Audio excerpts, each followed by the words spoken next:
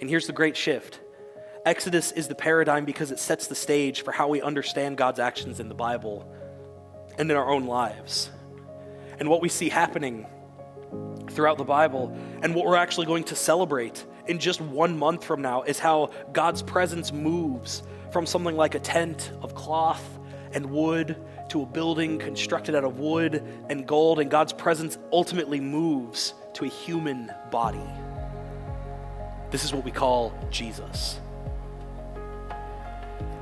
We read John 1:14 in our call to worship. This is Jesus, the one who is full of grace and truth, right? And I'm so thankful that Joy read it this way, because John 1:14 reads, "And the Word became flesh and lived among us." The Greek word that is used there is a word that literally means God made his tent and dwelt in it among us. That's awesome, right? Because here's the idea. The fullness of God, the fullness of God's glory and God's being now becomes embodied in the person of Jesus.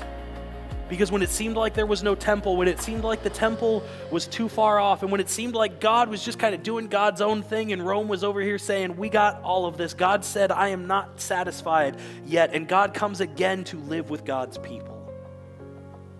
The Word becomes flesh and tabernacles among us.